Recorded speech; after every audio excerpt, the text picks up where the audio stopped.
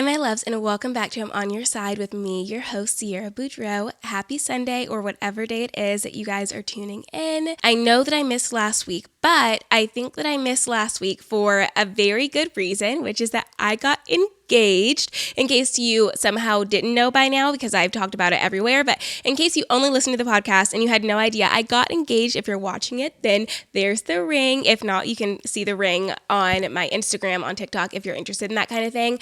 I know that when I was waiting to get engaged and kind of like looking at rings and stuff, I loved seeing people's rings because I love seeing kind of the different things that they did with them.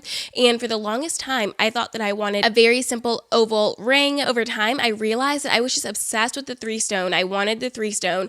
And in my head, I was kind of like, okay, well, I can always do the 3-stone with my wedding band. I can have the diamond on the engagement ring be 1 stone, and then on the wedding bands do 2 other stones. But I went in and saw the one that I currently have and just fell in love with it. It is the oval in the middle, and then it has 3 diamonds on either side. So I guess it's more than a 3-stone, but it just comes together and looks like a 3-stone if you're just looking at it straight on. And it is truly my dream ring. I am so happy with it. I am so happy to be engaged. We got engaged in Costa Rica, and it was just intimate. It was perfect. It was just for us. Over time, I had realized that what I wanted in an engagement had shifted a lot, like truly a lot. I used to think that I wanted this big thing, a big celebration, all of my friends to be there after, kind of like having the engagement party right after the proposal. I thought that I wanted it to be this big over the top. And as I matured, and I don't really want to say mature because I do not think that immaturity means you want a bigger proposal. You can be extremely mature and still want a bigger, grand proposal if you want to. Just as I personally matured and got to know myself better and really tuned into what I wanted, I realized that I wanted a very private, very intimate proposal. All of my relationships before Alex had been in part for show. It's like I wanted it to come across a certain way. I wanted it to look a certain way. I wanted everyone to see how happy I was, how in love we were. I wanted to have this big production to show off the love that I had worked so hard for. And in that, I realized like I was working so hard for it, not because the relationship in and of itself is work, no matter how happy, no matter how in love you are, but I was working so hard for it because I genuinely didn't really want to be in it, at least for my college relationship. And that relationship, I think we've talked about it extensively on this podcast so far. But in case you're a newer listener, I dated this guy all through college, and I had realized at some point that I didn't want to get married to him, but I didn't know how to end it. I didn't know how to move on from it. It was my first serious relationship. I was away at college. I mean, there was just like a lot of stuff going on, and I really did not know how to just call it quits and be done with it. So we dated all through college until I went abroad. But that said, I had realized that I didn't want to get married to him. But I had, and it's going to sound so silly, you guys, literally so silly, but it's a sign of the times. I had this Twitter thread because the day that I met him, we were in one of our political science classes. At this time, we were both majoring in political science. I had it as a second major, and that was his main major. And so we were in this political science class, and I forget exactly what it was. I just remember that it was fucking hard. I do remember that, like insane. But I go into class, I sit down, I can literally see it like so perfectly in my head. It is crazy, the memories that your brain just stores forever. But I walked into class, I'm wearing this maroon sweater. It's like a little bit off the shoulder. I was wearing, I believe, a green bralette under it, because like I said, this is 2017. It's a sign of the time. So I'm wearing this green bralette under my a little off the shoulder maroon top, and I'm wearing some leggings and probably combat boots. I don't really remember the shoes, but everything else is true to form. So I walk in, I sit down, and I see him as I'm walking into class, and I was like, he's kind of cute. Like, I don't know. He's kind of cute, and it'd be fun to have like a little meet cute situation, like instant manifestation. I'm telling you, literally instant manifestation. I was like, that could be fun. Like, I don't know, but that could be fun. I sit down, I'm unpacking all of my stuff, and he turns around, looks at me, and then he gets up and just comes over to me. And he was like, you are really rocking that sweater. And I was like, thank you. Like, I just felt so too stunned to speak, because up until this moment, no man had ever just approached me out of the blue and complimented me. Not once in my life. Like, I'd been complimented by men before, but never in a like strangers in the wild situation. It was like my guy friends, or it was a situation in which it's natural and normal to compliment someone, but I'd never had that happen to me. So I was like, oh, thank you. And then throughout that class, I was kind of sneaking peeks and he was kind of sneaking peeks. So in the next class, the professor had announced that we were either going to be be taking some kind of quiz or an exam very early in the semester, gave us some materials, told us to read it, whatever. So I'm leaving class and he comes up to me and he's like, hey, so we have that exam. Would you like to study together? And I was just like, yeah, no, like for sure, 1,000%, I would like to study with you. This feels like something I've seen play out in TV before, but never have actually experienced. And this is an experience I want to have with you specifically. I'm just like, oh, this is my husband. Like 1,000%, this is my husband. Go there with me though.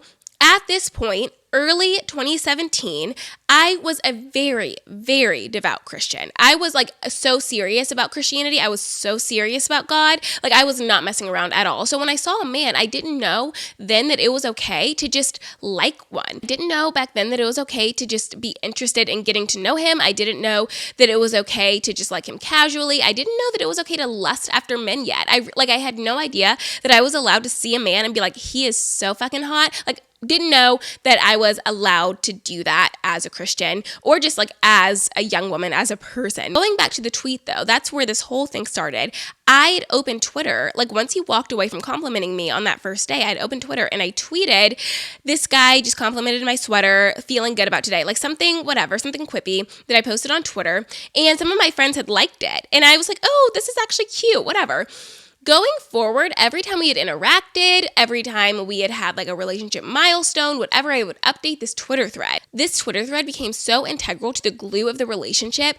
Anytime something exciting happened, I would tweet it. I would add to this thread. And the longer that it went, the more I was like, oh, I have to get married to him because how cute would it be if I ended the thread with us getting married? Like that would be so cute. That's incredible content. Even back then, I was locked into my content creator brain. I was like, oh, we are doing this. We are going full set. So I'm updating the Twitter thread every time he talks to me, every time we hang out, every time we go on a date, when he asks me to be his girlfriend. So mind you, when we broke up, we had been dating for 3.5 years, I believe. So we had stopped dating about 3.5 years later, but this thread was long and it had so many likes and so many retweets and all of my friends were replying, this is so cute, congratulations, happy anniversary, yada, yada. Like it felt so serious to me. And any time that I was like, maybe it's best to just break up, like maybe we need to call this quits because it's not where I want to be anymore, I would go back to the thread and then I would remind myself of all these moments that we had and all the history that we had.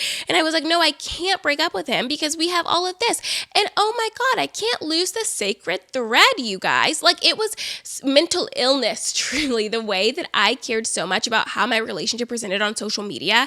And I tell you guys this story, one, because it was funny and truly a sign of me spending most of college in my teen years. I went to college at 17, then turned 18, 19, into 20. So like the entire time I was dating him, so most of the time that I was dating him, I would say 75% of the time that I was dating him, I was a teenager. And then I turned 20, which is like an adult teenager, truly. At 20, you're still a little itty bitty baby. You just don't know it yet. Similar to 22, but there's differences there. I cared so much about how this presented itself, and it just was painful to me to think about all the work that I had put in on this Twitter thread just going out the window. And what was I supposed to say? Like, oh, we broke up? Or was I supposed to just not update it again? It was not a healthy relationship that I had with caring what other people thought about my relationship, knowing I was in a relationship that I no longer wanted to be in. And I share that story because I think that there are a lot of people who do that. There are so many people who do that. And I have just found in my experience, the people who are so over the top with their relationships online are the people that tend to have deeper rooted problems than what meets the eye. It's like a coping mechanism. And I don't say that to be judgmental. I say that because I've been there. As you guys just heard, I've been there. It is a coping mechanism. I can't save the relationship, but I can make it look a certain way. Maybe I'm not happy through this relationship, but I am happy through the praise and the validation I'm getting from other people about my relationship. It's like I don't want to lose all the time that I've already invested into this relationship, the lost time fallacy. So I'm just going to fill that void with other people's opinions. And that's so exhausting. But people date that way. People get engaged that way. People get married that way. And it's not until, some people ever, but it's not until you really have pushed it so far that you are actually married and you're like, what the fuck did I do? I say that to say, in previous previous relationships where I was doing this, I was always coming back to, how do other people perceive this relationship? And that's what matters to me. Other people liking it gives me what I need to keep going. And I was so afraid of losing the time that I invested in these relationships, because I also didn't know until far too late that I was allowed to just break up with people if I wanted to break up with them. It's not morally bad to end a relationship that you no longer want to be in, but I didn't realize that until I started dating very casually and realized, oh, if I don't want to go on another date with you, I actually don't have to go on another date with you. Or if I'm uncomfortable in this situation, I can just leave and I don't have to explain myself. Like, I didn't know how much freedom I had within my own relationships that I was an active participant in. So I share that to say, the comparison game is exhausting, and a lot of it is not true in the way that you're perceiving it to be true. People can be happy, and also what they present online is a different kind of relationship. Like, a lot of that relationship content of people doing the skits together, have you guys seen those? Like, a lot of those are people showing a very, very certain part of their relationship and keeping everything else behind the curtain. It's like you have to get comfortable with what you're willing to put out there, and that's all you put out there to protect your actual relationship, or at least that's what people with healthy boundaries with the internet and, the preservation mindset of their relationship do, but to each their own. Coming back to the original point, I wanted a very low-key proposal because it's my first time being in love with someone where I'm genuinely just in love with him. I don't care if anybody is there to notice it. I don't care if anybody is there to praise it or give it affirmation. I just care that I get to be part of it. And I'm so thankful that I get to be part of it. And keeping that private and keeping that sacred has been so, so important to me, and important to him too. But I'm the one with the online presence. It's just become so important to me. I'm very selective about what I share online. I'm very selective about how I show him, how much I show him, what I say about him, because I am not willing to accept opinions on my relationship in certain aspects. There are things that I don't want to have to fight against. There's energy that I don't want to receive into my relationship. So there's things that I just will not share. How exactly we got engaged, I probably won't share, because that's ours, that's mine, and other people's opinions on it don't really hold value and don't really hold weight. And so there's no point in opening myself up to them. Being with Alex just finally feels like I can let out this big breath that I've been holding in forever, that told me that, like, I was never actually going to get the love that I saw other people getting. I fully believed that kind of love, the love that I have now, the love that I've worked for and built and just gotten to enjoy, is for me. I didn't know that. I thought everyone else was going to get to experience that, and I was going to be the one that was going to have to settle. And then I got really cynical, and I thought no one is actually experiencing this deep, true, honest, patient love.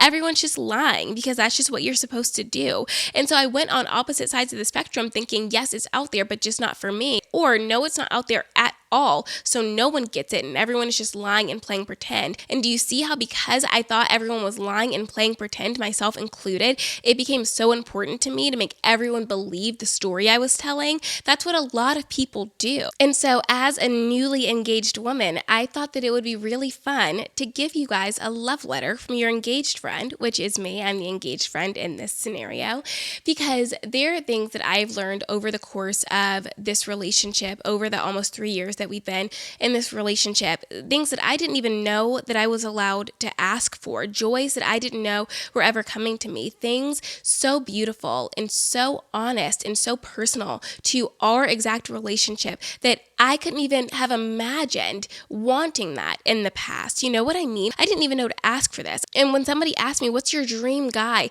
I didn't even know to include some things because I didn't know they existed. And that is the love that I found with Alex. And that is what I want to share with you guys. Just some little things that I've learned over the course of this relationship and other relationships. It's not just this relationship. Things that I have learned through my experiences with dating that I want to share with you as someone who just got engaged. And as I was writing these things out, I thought, it is so beautiful to be so naive. It is so beautiful to not even know the depth that I'm going to mean some of these things in 5 years, in 10 years, in 20 and 50 years. That right now, I believe that I know so much about the love that I'm experiencing, and I know so much about Alex, and I know so much about myself, and that I understand how it comes together, and I feel the full joy in it. And the reality is I don't. It's married people say every single day, every year that passes, you think you cannot love your partner more, and something happens and you find out that you can. And they look back at when they were 3 years into their relationship and they're like, oh, that was a baby love, like a very, very baby love. And so as I was writing these things, I thought there's no point in me trying to come across as this person who's been married forever, or come across as someone who knows everything ever about love and all of my takes are perfectly nuanced and have all of the wisdom that your grandmother who's been married for 50 years has. I'm not trying to come across that way, because that's not my reality. I'm trying to come across in a way that shares with you the honesty and where I am right now, so that this serves as something for you who want to get to this point, and serves as something for me to be able to look back on and say, oh, I said that and I thought I meant it then, but I really fully mean it now, and I mean it in a different way. I thought that would be fun to share with you guys, so let's go ahead and get into it. So the first little bit of advice that I have is, do not settle because you think you will learn to love them when you get to the next thing.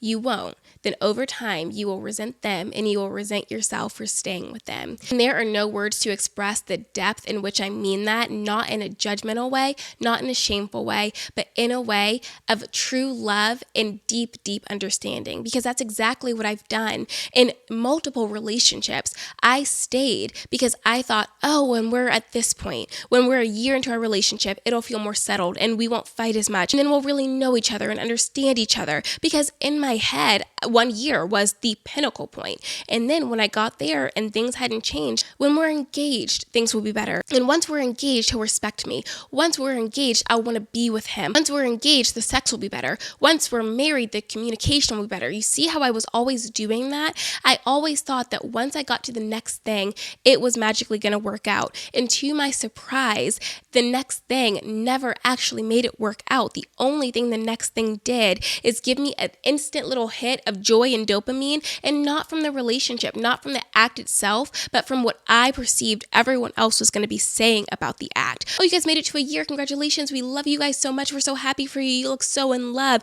Oh, you guys did this together. That's such a big deal. You know, I was getting that hit from other things, not the relationship that I was actually engaging in. And once that temporary hit wore off, I realized, oh, I'm actually just farther into this thing that I want to be out of. I thought this was going to give me something, and it gave me the opposite. Now I'm building a resentment towards him because he's not the partner that I actually want to be with. And I'm building a resentment towards myself because I'm the one who's staying in this. I'm the one who's agreeing or initiating going further and further into this relationship. And that is so heavy for you to carry around, this resentment that you're not only holding for this partner that you can leave at some point, but the resentment that you start to build for yourself because you had an active and willing choice and you chose to stay. And that heaviness comes when you settle for someone that you know that you're not, and that comes when you're settling for someone that you know is not giving you what you want. Settling for the sake of having someone is going to make you feel like you have no one at all, not your partner and not yourself, which leads me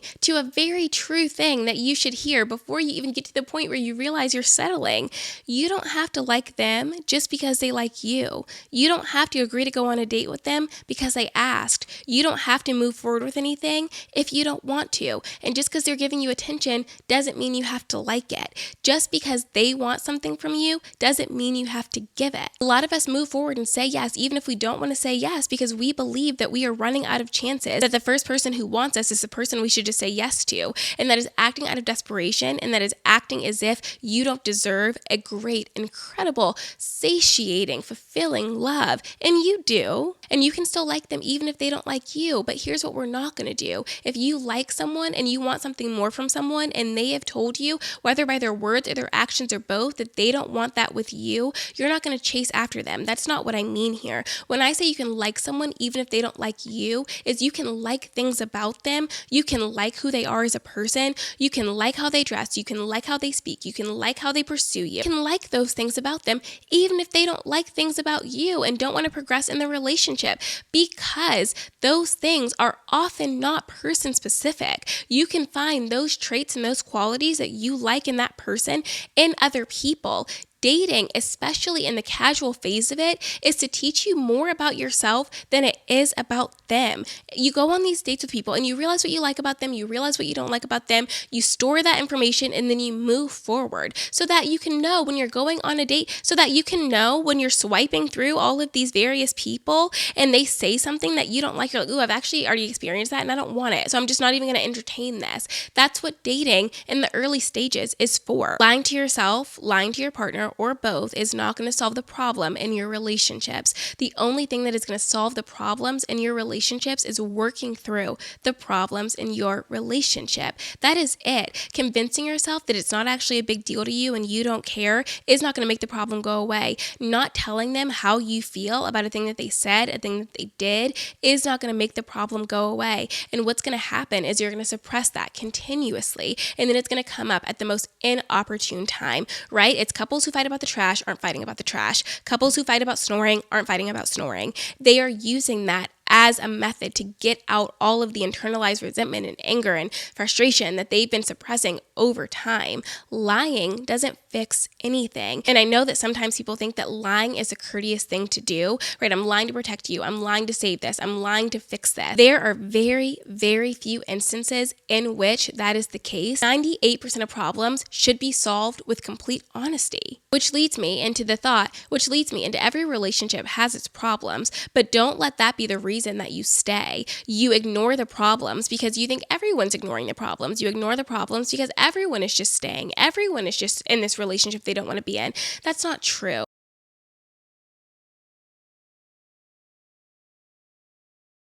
In the initial conversations, in the talking stage, in the serious dating stage, whatever it may be, there are problems that are going to come up in which you get to decide this is a deal breaker for me, in the same way that they can always decide this is a deal breaker for them, because relationships should be an at-will agreement. You're allowed to leave and they're allowed to leave. And what makes it so special and so beautiful is that both of you And what makes it so special and so beautiful is that you choose to stay knowing that at any time you have the free will. And this is the one that I've struggled with in all of my years of dating until I met my fiance.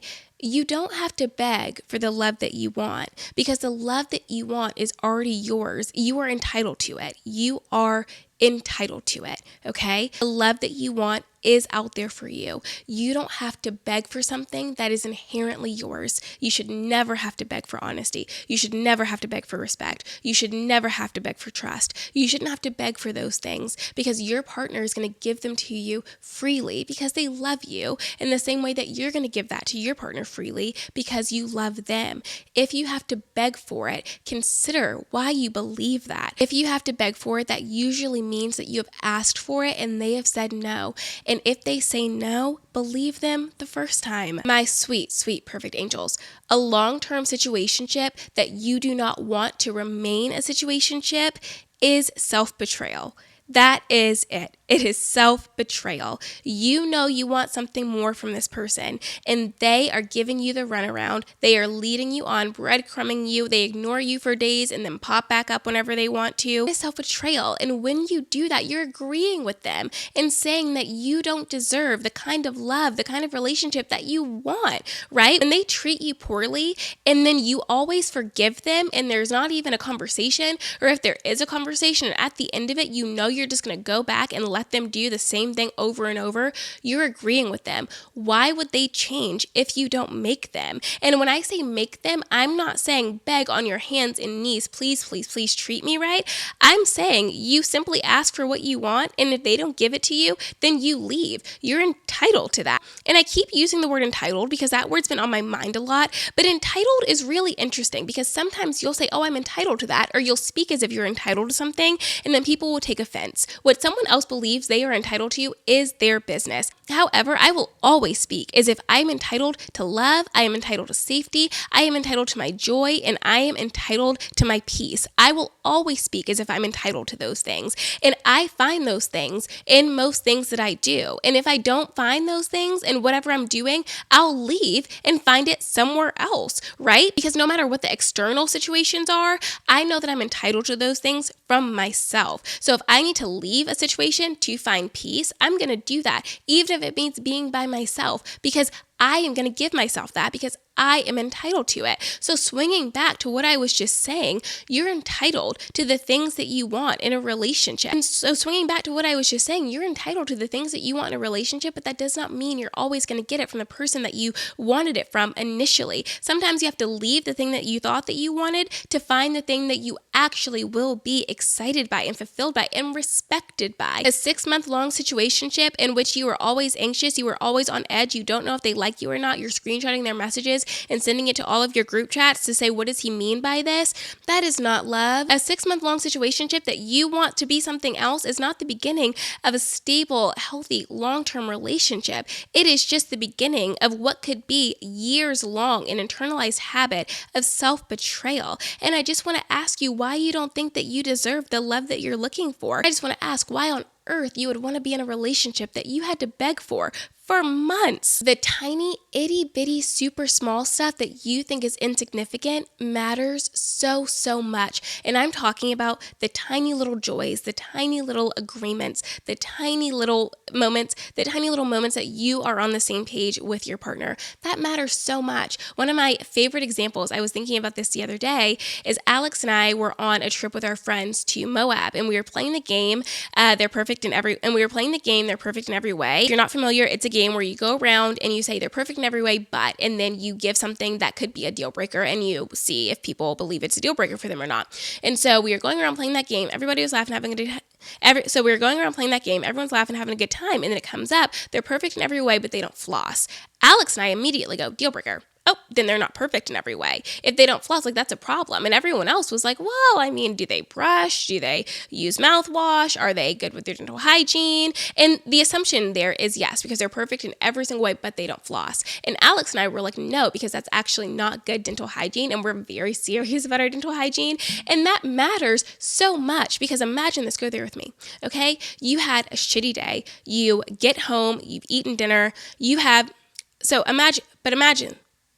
And that small agreement matters so much because, go there with me, you have had a really shitty day, you're exhausted, really just want to lay down and be with your partner, you don't want to have to worry about anything, you want to be on the same page. You go in the bathroom, you brush your teeth, you do your mouthwash, you floss, whatever, you crawl into bed, you're still kind of feeling on edge. Your partner rolls over and looks at you and they start talking and you can smell the dinner left on their breath.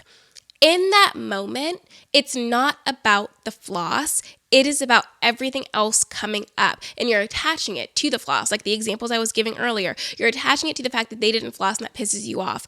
Trying to limit, you're attaching that to the floss and that's pissing you off because small little annoyances are going to come up every day in and out of your relationship. But knowing that you have a partner who is on the same page as you with tiny things, it matters. It makes it a smoother experience. Agreeing on the small stuff as well as the big stuff. The big stuff matters too, obviously. But agreeing on the small stuff just makes for an easier relationship experience, an easier day-to-day experience. If you're not bickering and snapping at each other about all of the small stuff that really does piss you off, it's just more enjoyable. Do you believe the AC should be at 68 when you sleep and they believe it should be at 75 and you think that's so small, they're perfect in every way, but they sleep in the Sahara Desert?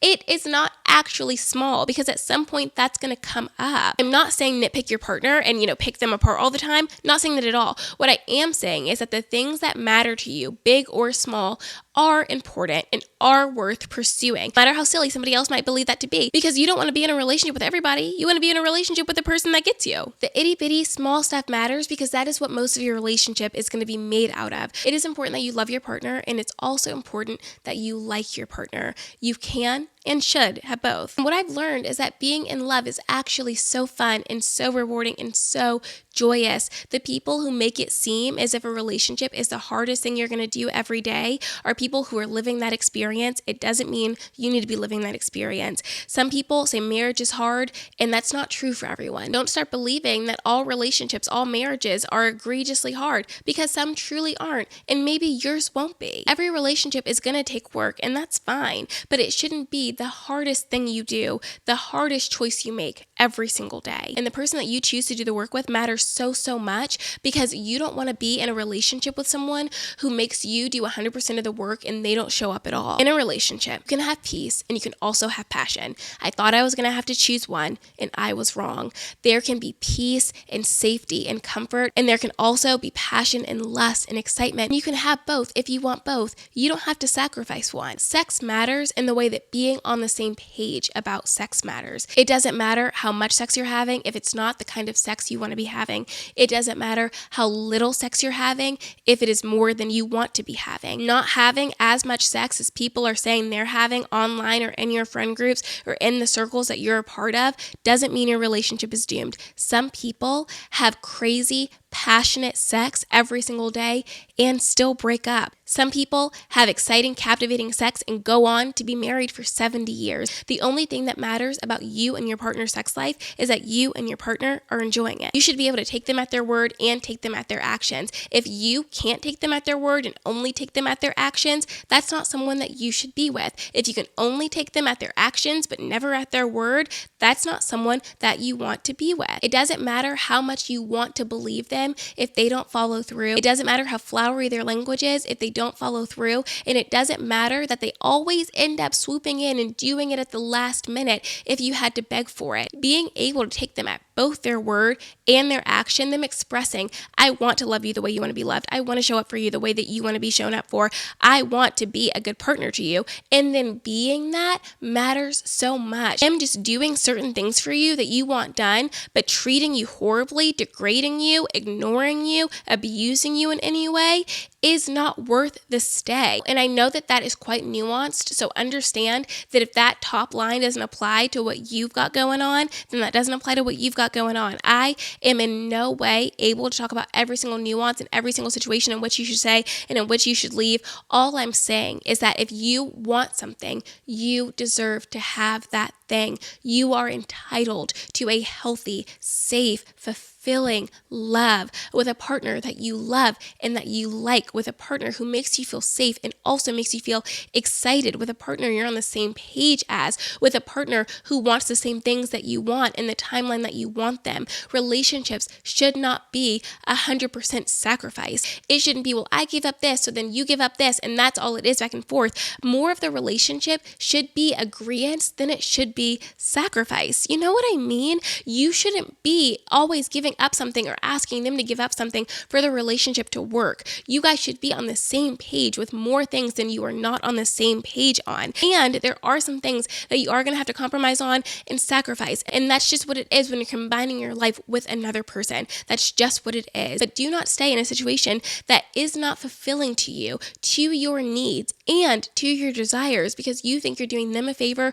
or you're doing yourself a favor. You are not doing anyone a favor by staying in a place that is less than what you deserve. So that is a little note to you from your newly engaged friend. And like I said before I got into all of it, I just am so excited to see how much this rings true, what I change, what comes up in my relationship through marriage. I have worked through so much about marriage and commitment and longevity through therapy and through being in this kind of love. And I am so proud of where I am. I'm so thankful for where I am. And what I learned, I want to share with you guys in a way that feels healthy and sustainable for me to share it. I'm so excited to just be engaged. I'm so happy to be engaged. I'm so thankful that every day I don't have to convince myself that I love him and that I choose him and that I am honored and thrilled to be loved by him and chosen by him. It's truly crazy. Like when I tell you guys, I fully believed that other people got it and I was just going to be like an observer on the sidelines, just like with my man I didn't really want to be with. I thought that was my destiny. I thought that was my fate.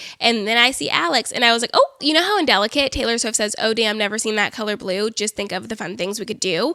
Like that's how I felt immediately when I saw him. He has these beautiful blue eyes, which we don't need to get into his blue eyes.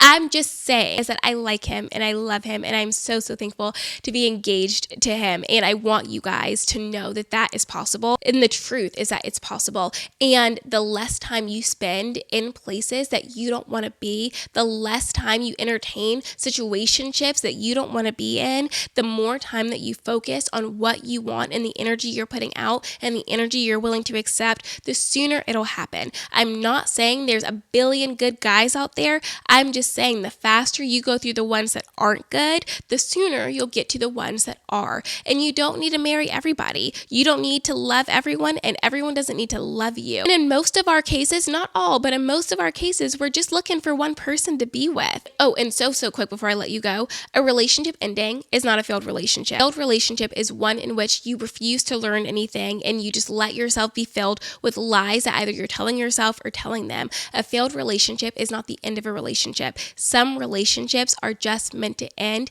and that is okay. That doesn't mean it was bad. That doesn't mean it failed. That doesn't mean it wasn't good for when it was good. It simply means the end was coming and then the end happened. And also, not everyone's end goal is marriage. I try to avoid speaking as if marriage was the ultimate pinnacle of success in a relationship, whatever success in a relationship means, because it's not for everybody. Some people never want to get married. Some people just want long-term partners. Some people want a series of short-term partners throughout their lives. And also, length is relative to you. And I'll end on this. Whatever relationship that you're in, whether it's with somebody else or with yourself, you deserve to have the kind of love that you want, to be celebrated and to be seen and to be shown up for. And while you may be waiting for someone else to come and show you that kind of love, you deserve to be showing it to yourself. I know it is difficult. I know it is heavy. I know it is exhausting, feeling like you're constantly waiting for someone. A good chunk of that longing can be erased if you're willing to show up and do it for yourself. So that is what I have for you.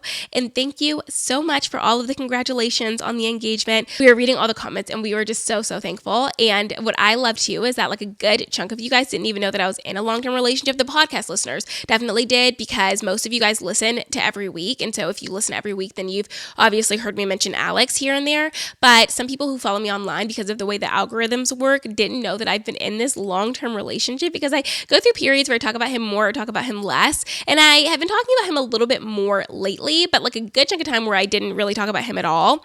And so when I got engaged, some people were like, okay, like so happy for you. Congratulations, Angel. Did not know about this man. Somebody said, happy for you, but this man is news to me. And that I truly cackled. I thought that was incredibly funny.